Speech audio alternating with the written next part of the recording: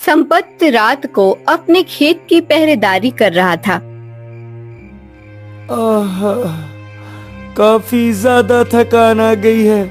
पता नहीं महाराज ने ऐसा कैसा नियम बनाया है, खुद के खेत की खुद ही पहरेदारी करनी पड़ रही है। अभी रात भी काफी ज्यादा पड़ी है। चलो कुछ देर आंख लगा लेता हूँ। हाँ। ऐसा बोलकर संपत अपने खेत के पास में ही सो जाता है। आवाज सुनकर संपत की अचानक आंख खुल जाती है। अरे ये आवाज कैसी है?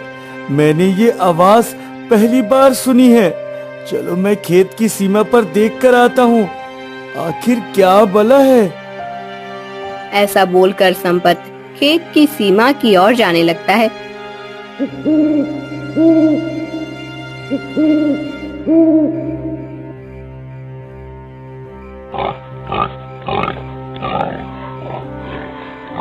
तभी अचानक एक आदमखोर सुअर पीछे से संपत पर हमला कर देता है।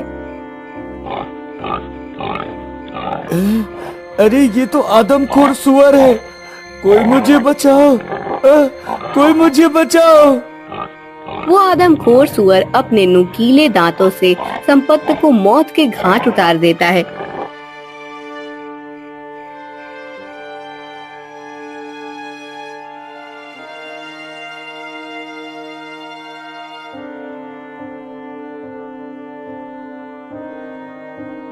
हे भगवान, ये मेरे पति को क्या हो गया? किस जालिम ने इनकी इतनी बुरी तरीके से हत्या कर दी है? देखते देखते सारे गांव वाले वहां पर इकट्ठा हो जाते हैं। अरे ये संपत को क्या हो गया? किसने इसे मार दिया? मोहन, संपत की तो किसी के साथ गैर दुश्मनी भी नहीं थी। वो तो बेचारा अपने खेतों की रखवाली करता था। मुझे आप यूं अकेला छोड़कर नहीं जा सकते। अब मेरा क्या होगा? मैं किसके सहारे जीऊंगी? अगले दिन फिर गांव वालों को एक लाश मिलती है। उस गांव वाले को उसी प्रकार मारा गया था जिस प्रकार संपत की मौत हुई थी। अरे भाई मोहन, ये हमारे गांव के साथ क्या हो रहा है? अगर ऐसे ही चलता रहा तो हमारा गांव कुछ ही दिनों में खाली हो जाएगा। हाँ भाया, मुझे तो ये लग रहा है हमारे गांव पर कोई बला मंडरा रही है। तभी देखो हर रात को एक गांव वाला मारा जाता है। इधर से मंत्री वीरभद्र अपने कुछ सैनिकों के साथ वहां से गुजर रहे थे। वो गांव वालों की भीड़ देखकर वहां पर आ जाते हैं। क्या हो रहा है यहाँ पर? और ये लाश किसकी है? किसने मारा इसको? हाँ? मोहन गांव में होने वाले सारे कांड मंत्री वीरभद्र को बता देता है। अरे तुम लोगों को शर्म आनी चाहिए। 2 दिन लगातार गांव में लाशें मिल रही है, तुम लोग मुझे आज बता रहे हो? तुम लोगों ने महाराज को भी बताना जरूरी नहीं समझा है? अरे नहीं मंत्री जी, ऐसी बात नहीं है। हम काफी ज्यादा डर गए थे। अब तो घर से बाहर निकलने पर भी डर लगने लगा है। हाँ। आप लोगों को डरने की जरूरत नहीं है। मैं इस विषय में महाराज से बात करूंगा। हाँ। ऐसा बोलकर मंत्री जी अपने सैनिकों के साथ वहां से चले जाते हैं।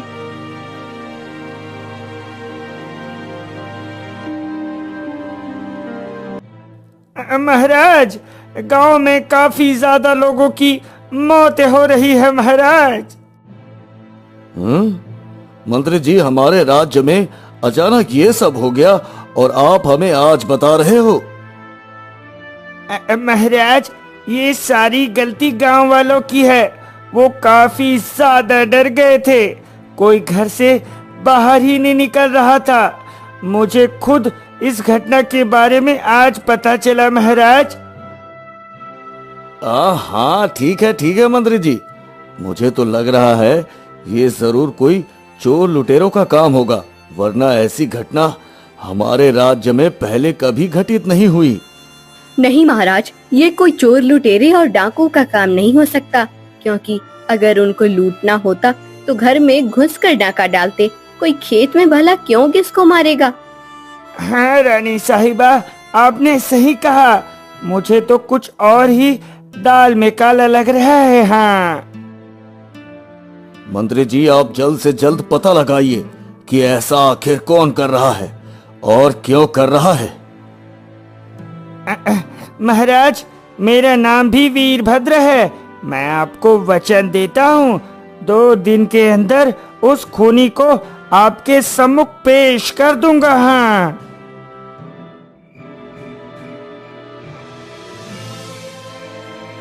रात होते ही मंत्री जी कुछ सैनिकों को गांव के बीच पहरे पर लगा देते हैं। अरे सुनो, तुम मुझे कहीं पर अकेला छोड़कर मत जाना। पता नहीं वो बला किसको कहां पर मार दे। अच्छा हुआ तुमने मेरे मुंह की बात छीन ली। तुम भी मुझे कहीं पर छोड़कर मत जाना भाई।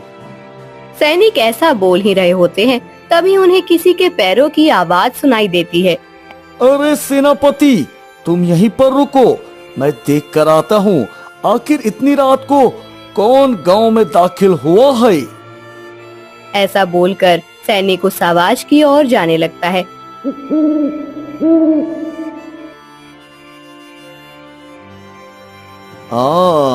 अच्छा, तो अब पता चला, ये तो एक सुअर है।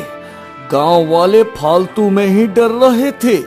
मैं अभी इसको मारकर सारा खेल ही खत्म कर देता हूँ। हाँ। ऐसा बोलकर सैनिक उस आदमखोर सुअर पर हमला बोल देता है। सैनिक के हमले से वो आदमखोर सुअर बच जाता है और पलटकर सैनिक पर हमला बोल देता है।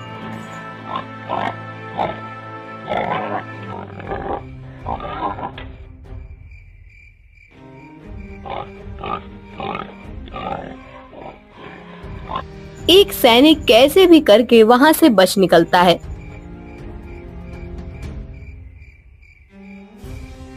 मंत्री जी, जल्दी बाहर आइए।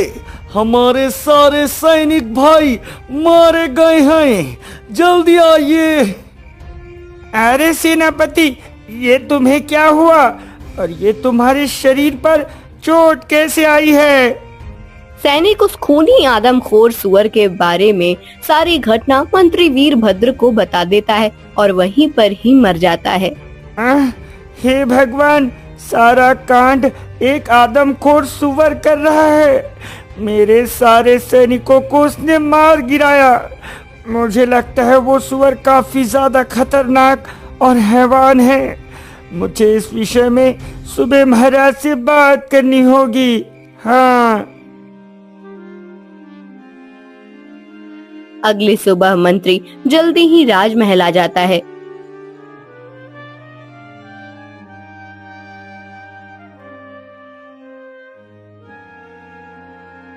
महाराज, ये सारा कांड कोई इंसान नहीं बल्कि एक आदमखोर सुअर कर रहा है, और वो कल रात हमारे सारे सैनिकों को भी मार गिराया है।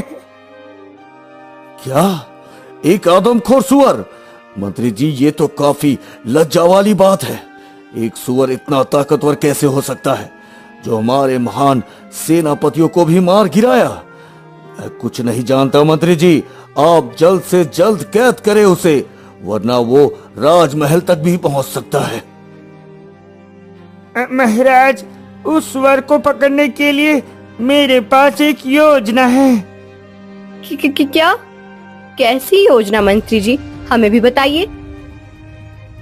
हाँ मंत्री जी, आखिर आपने उस आदमखोर सुअर को पकड़ने के लिए कैसी योजना बनाई है?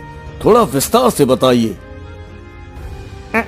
जैसी आपकी आज्ञा महाराज, सबसे पहले हम एक पिंजरा में जिंदा जानवर रखेंगे और जिस पेड़ के नीचे पिंजरा रखेंगे उसी पेड़ पर छुपकर मैं बैठ जाऊंगा। जैसे ही वो आदमखोर सुअर उस जानवर को मारने के लिए पिंजरे के अंदर जाएगा, मैं तुरंत उस पिंजरे का दरवाजा बंद कर दूंगा महाराज। अति उत्तम मंत्री जी, अति उत्तम। आपकी योजना सुनकर हमें ऐसा लग रहा है इस बार उस आदमखोर सुअर को पकड़ ही लोगे। हाँ,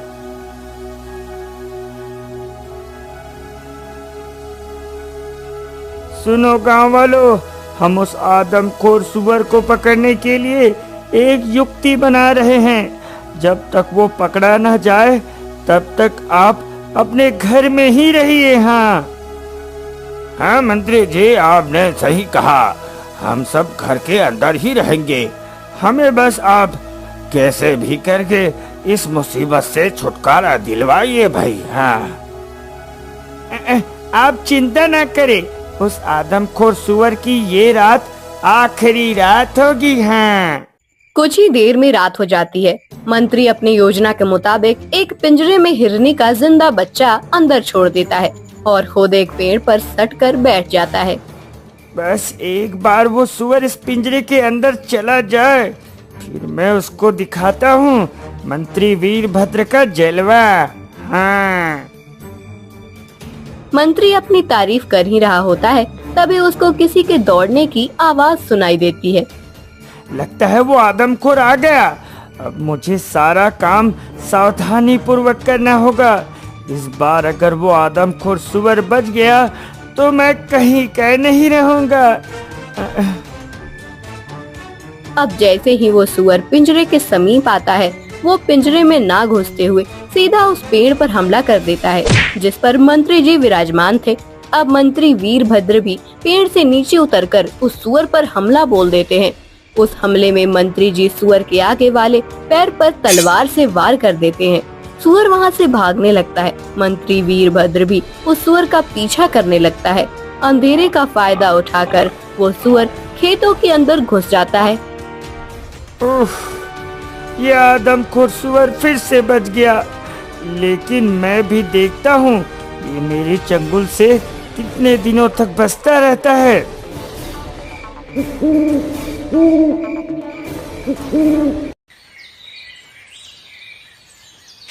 अगली सुबह मंत्री जी फिर राज्य की ओर प्रस्थान करते हैं। मंत्री जी, आपको ये चोट कैसे आई? राजा की बात सुनकर मंत्री जी रात वाली सारी घटना बता देते हैं। मंत्री जी, मुझे लगता है वो आदमखोर सुअर काफी ज्यादा चालाक है, तभी तो किसी के चंगुल में नहीं आ रहा है। महाराज, आप चिंता ना करें, मैंने उस सुअर पर ऐसा वार किया है कि वो कम से कम 1 हफ्ते तक गांव की ओर देखेगा भी नहीं। हाँ। तभी मंत्री वीरभद्र की नजर रानी पुष्पावती पर जाती है, जो एक हाथ पर पट्टी बांध रखी थी। महारानी, आपने ये पट्टी क्यों बांध रखी है? क्या हुआ आपके हाथ को? मंत्री जी, कल हम बागीचे में टहलते टहलते गिर गए, थोड़ी फिसलन के कारण हाथ पर घाव हो गया। अजीब बात है, जहाँ मैंने उस आदमखोर सुअर पर हमला किया था उसी जगह पर महारानी पुष्पावती को चोट आई है। मुझे महाराज को ये सब बता देना चाहिए। नहीं नहीं, बिना सबूत महारानी पर शक नहीं कर सकता मैं। मुझे इस बात का पता लगाना ही होगा कि आखिर उस आदमखोर सुअर और महारानी का क्या संबंध है। हाँ। क्या सोच रहे हो मंत्री जी? मुझे लगता है आपसे वो आदमखोर सुअर नहीं पकड़ा जाएगा। महारानी साहिबा, मैं अपनी जान देकर भी उस आदमखोर सुअर को पकड़ कर ही रहूंगा। एक बार तो वो बच गया, लेकिन इस बार उसको मार नहीं होगा। हाँ। ऐसा बोलकर मंत्री वहाँ से चला जाता है। कुछ दिन बीत जाते हैं, लेकिन गांव में आदमखोर सुअर वाली घटना दोबारा नहीं होती है। एक दिन मंत्री वीरभद्र जंगल के रास्ते से पड़ोसी राज्य की ओर जा रहे थे। तभी उन्हें एक पेड़ के पास साधु बाबा दिख जाते हैं। मंत्री साधु को देखकर वहीं पर रुक जाता है और उन्हें पूछने लगता है, साधु बाबा, आप इस जंगल में ना रहिए, ये जंगल और गांव काफी ज्यादा खतरनाक है। हाँ। मुझे लगता है आप इस राज्य के मंत्री हो, लेकिन आपके मुख पर ये चिंता के बादल क्यों छाए हुए हैं? जी साधु बाबा। ऐसा बोलकर मंत्री साधु को गांव में होने वाले कांड के बारे में सारी घटना बता देता है। मंत्री जी, मैं एक सिद्ध मुनि हूँ और मैं जानता हूँ कि वो आदमखोर सुअर कौन है और क्यों इंसानों को मार रहा है। साधु बाबा, मैं आपकी बातों का मतलब नहीं समझा। आखिर आप कहना क्या चाहते हैं?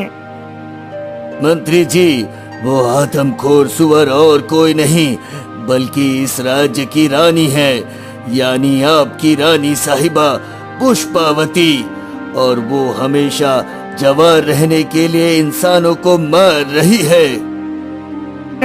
लेकिन साधु बाबा, ऐसे बिना सबूत के मैं रानी साहिबा पर उंगली नहीं उठा सकता हूँ। मंत्री जी, आज रात आप पुष्पावती पर नजर रखिए। वो जहाँ भी जाए आप उसका पीछा कीजिए, आपको सच्चाई का पता चल जाएगा। और हाँ, आप अपने महाराज को भी साथ में ले लीजिए। साधु की बात सुनकर मंत्री जी पड़ोसी राज्य न जाकर राजमहल की तरफ मुड़ जाते हैं।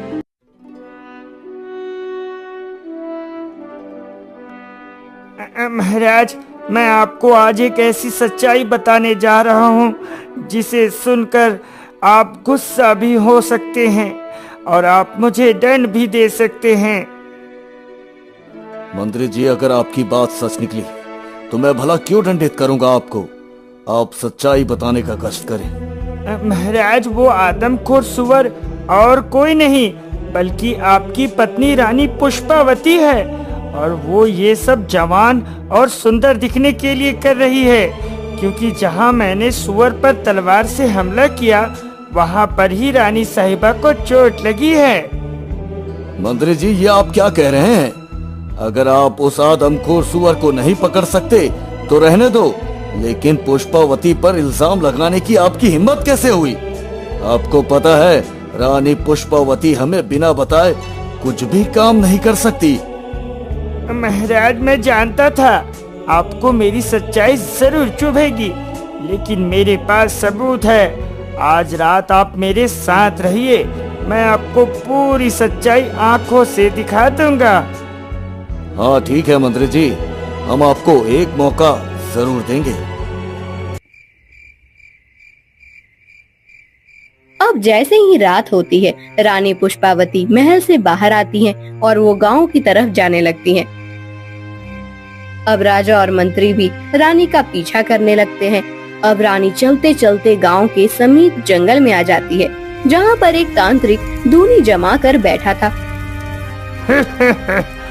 बस महारानी, आपको चारों गांव वालों को मौत के घाट उतारना है, फिर आप हमेशा के लिए जवान और अमर हो जाओगी। हाँ। नहीं तांत्रिक, मुझे अब ये मौत का खेल कुछ दिन तक रुकना होगा, क्योंकि मंत्री वीरभद्र मेरे पीछे हाथ धोकर पड़ा है। अगर महाराज और गांव वालों को पता चल गया कि वो आदमखोर सुअर और कोई नहीं बल्कि मैं हूँ, तो वो मुझे जिंदा ही जला डालेगा। नहीं महारानी, अगर आपने ये प्रतिष्ठान पूरा नहीं किया तो आप हमेशा के लिए सुअर ही बनी रह जाओगी। नहीं नहीं, मुझे हमेशा के लिए सुअर नहीं बनना है। मैं जवान और अमर होने के लिए कुछ भी कर सकती हूँ। ऐसा बोलकर रानी अपना रूप बदलकर आदमखोर सुअर बन जाती है। देखा महाराज, ये है हमारी रानी साहिबा का करतूत। मंत्री जी, मैंने कभी नहीं सोचा था कि मेरी पुष्पावती ऐसी निकलेगी। अब सुअर बनी रानी जैसे ही गांव की तरफ जाने लगती है, तभी राजा और मंत्री उसके सामने आ जाते हैं। तांत्रिक राजा और मंत्री को देखकर वहां से गायब हो जाता है। राजा जल्दी अपनी तलवार निकालकर उस दुष्ट रानी पर हमला बोल देते हैं। कुछ ही पल में राजा उस रानी बने आदमखोर सुअर को मौत के घाट उतार देते हैं। पुष्पावती, ऐसी क्या कमी रह गई थी मुझ में जो आपको ये खेल खेलना पड़ा? महाराज, मुझे माफ कर दीजिए। मैं हमेशा जवान होने के लोभ में आ गई थी। मुझे नहीं पता था मेरी मौत का कारण आप ही बनेंगे। पुष्पवती, आपने मेरे बारे में एक भी बार नहीं सोचा। अगर गांव वालों को पता चलेगा कि इस राज्य की महारानी एक आदमखोर सूअर बनकर हमेशा जवान रहने के लिए गांव के लोगों की बलि दे रही थी, तो मेरी क्या इज्जत रह जाएगी। राज, अब मेरे जाने का समय आ गया है। मुझे पता था जो मैं काम कर रही हूँ उसका परिणाम मौत ही है। ऐसा बोलकर रानी की आत्मा उस मरे हुए सूअर में समा जाती है। मंत्री जी, अब हम गांव वालों को क्या बोलेंगे कि रानी पुष्पावती कहाँ गई? महाराज, वो आप मुझ पर छोड़ दीजिए। चलो अब हम महल की ओर प्रस्थान करते हैं। अब राजा और मंत्री दोनों राजमहल आ जाते हैं।